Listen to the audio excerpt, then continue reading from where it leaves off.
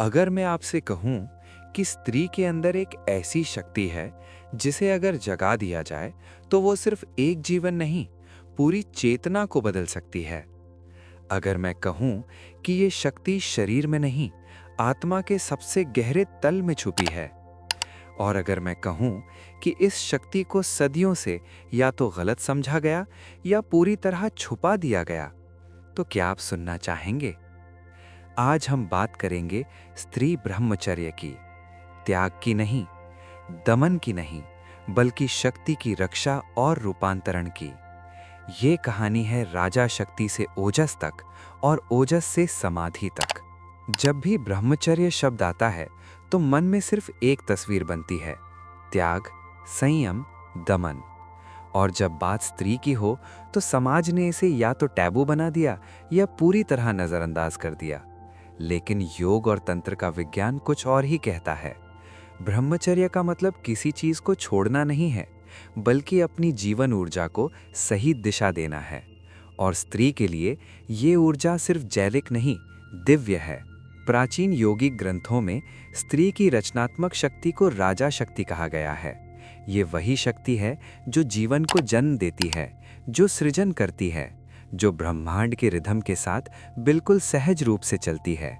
योग के दृष्टि से देखा जाए तो राजा शक्ति सिर्फ शारीरिक ऊर्जा नहीं है, ये चेतना की पहली लहर है।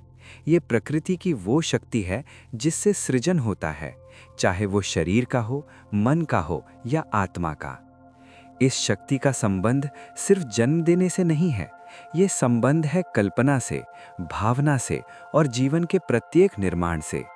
इसलिए कहा गया है, जब राजा शक्ति शुद्ध होती है तो स्त्री का सोचना भी सृजनात्मक हो जाता है, उसके शब्द भी बीज बन जाते हैं, उसकी उपस्थिति भी परिवर्तन लाने लगती है। लेकिन समस्या ये है कि अधिकतर स्त्री इस शक्ति के बारे में कभी जानती ही नहीं। बचपन से ही उसे सिखाया जाता है कि ऊर्जा का मतलब सिर्फ शरीर है, भावनाओं को दबाना सिखाया जाता है, अपनी थकान को इग्नोर करना सिखाया जाता है, और धीरे धीरे राजा शक्ति बिना समझे बाहर की तरफ बहने लगती है। योग कहता है, ऊर्जा का बहना गलत नहीं है, लेकिन बिना जागरूकता के बहना स्त्री को खोखला बना देता है। बहुत कम लोग जानते हैं कि अगर यही राजा शक्ति बाहर की तरफ ना बहे, अगर उसे अंधे प्रवाह की जगह सजग प्रवाह दिया जाए, तो ये शक्ति दिशा बदल सकती है। जब स्त्री अपने जीवन में थोड़ा सा भी रुककर सांस को महसूस करती है, अपनी भावनाओं को देखती है और अपनी ऊर्जा को समझने लगती है, तब राजा शक्ति बिखरना बंद कर देती है। उस समय ये शक्ति नीचे से ऊपर की तरफ यात्रा शुरू करती है। योग कहते हैं, जब राजा शक्ति सिर्फ शरीर तक सीमित रहती है तो वो सिर्फ जीवन देती है, लेकिन जब वही शक्ति चेतना की दिशा में उठती है तो वो दिव्यता को जन्म देती है। और जैसे जैसे राजा शक्ति ऊपर उठती है, उसका स्वरूप बदलने लगता है। अब वो सिर्फ राजा शक्ति नहीं रहती, वो धीरे धीरे ओजस में रूपांतरित होने लगती है। यही वो बिंदु है जहां स्त्री के जीवन का सबसे बड़ा परिवर्तन शुरू होता है।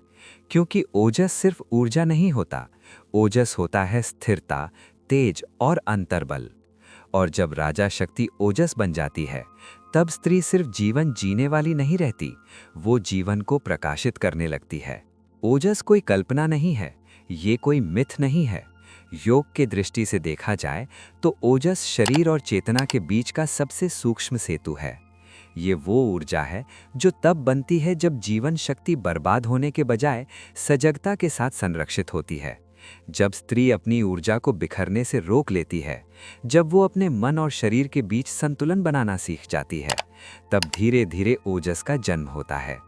इसलिए ओजस किसी एक दिन में पैदा नहीं होता, ये रोज के छोटे छोटे सजग पलों का फल होता है।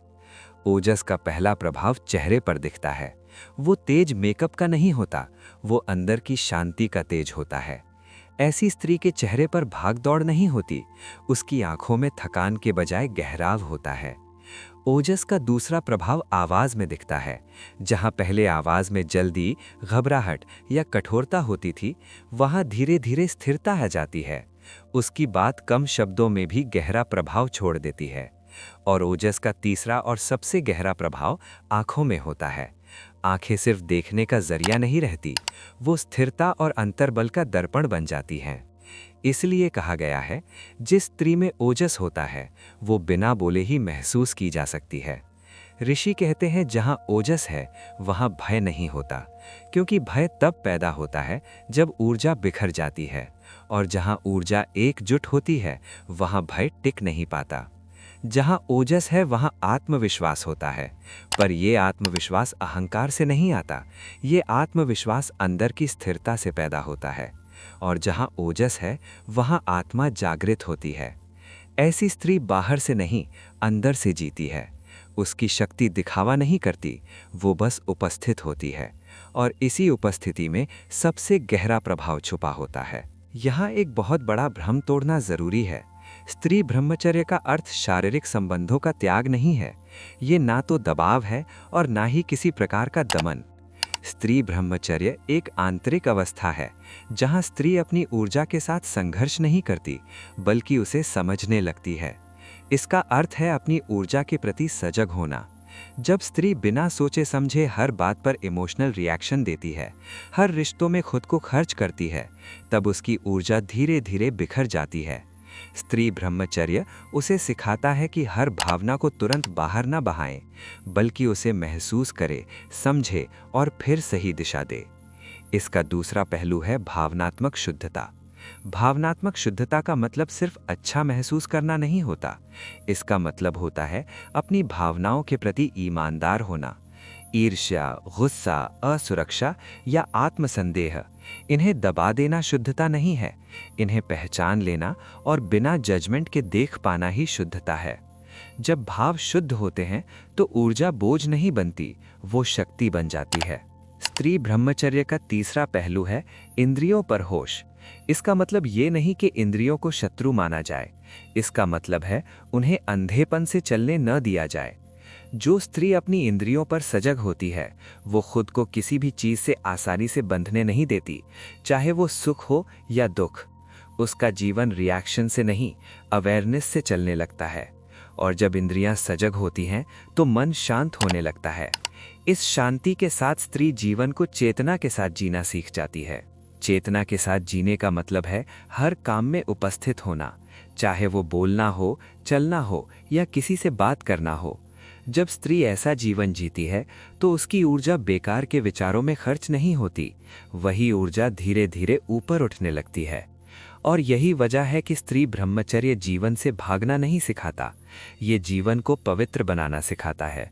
पवित्रता का मतलब सिर्फ नियम कानून नहीं होता। पवित्रता का मतलब होता है जीवन के हर अनुभव को सम्मान के साथ जीना। जब स्त्री अपनी ऊर्जा को संभाल लेती है तो उसके रिश्ते भी अधिक गहरे हो जाते हैं। उसका प्यार अधिकार नहीं बनता, उसका साथ बोझ नहीं बनता। तब स्त्री ब्रह्मचर्य सिर्फ एक सिद्धांत नहीं रहता, वो स्त्री का जीवन स्वभाव बन जाता है। आज की स्त्री हर दिन अपनी ऊर्जा खोती है। लगातार तनाव, भावनात्मक उलझन, डिजिटल ओवर स्टिम्युलेशन, कंपैरिजन और आत्मसंदेह। कोई नहीं बताता कि थकान सिर्फ शरीर की नहीं होती, ऊर्जा की भी होती है। और जब राजा शक्ति बिखर जाती है तो स्त्री धीरे धीरे खुद से कटने लगती है। प्राचीन योग कहता है, ऊर्जा को दबाओ मत, उसकी रक्षा करो। योग के लिए ऊर्जा किसी चीज से लड़ने वाली वस्तु नहीं है। ऊर्जा को जितना दबाया जाता है उतनी ही तेजी से वो अंदर ही अंदर खर्च होती रहती है। इसलिए योग का मूल सिद्धांत है ऊर्जा को रोकना नहीं, ऊर्जा को संभालना।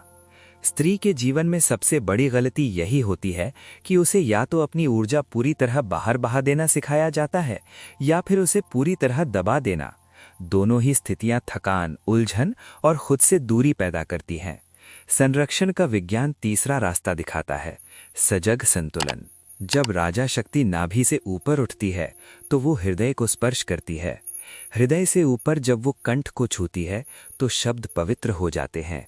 और जब वही ऊर्जा आज्ञा चक्र तक पहुंचती है तो दृष्टि बदल जाती है।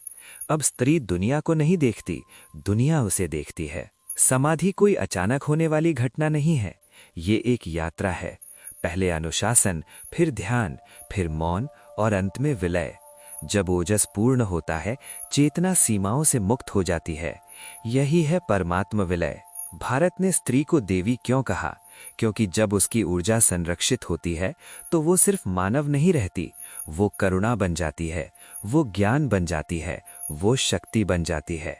देवी बाहर नहीं होती, देवी अंदर जागती है। आज सवाल ये नहीं है कि आप क्या छोड़ेंगी, सवाल ये है क्या आप अपनी शक्ति को पहचानेंगी, क्या आप अपनी ऊर्जा का सम्मान करेंगी, क्या आप अंदर की देवी को जगाने का साहस करेंगी।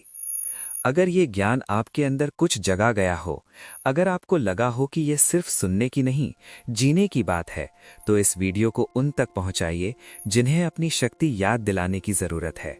ऑरेंज पीडिया चैनल को सब्सक्राइब कीजिए, क्योंकि ये यात्रा यहीं खत्म नहीं होती, ये तो जागरण की शुरुआत है। ओम।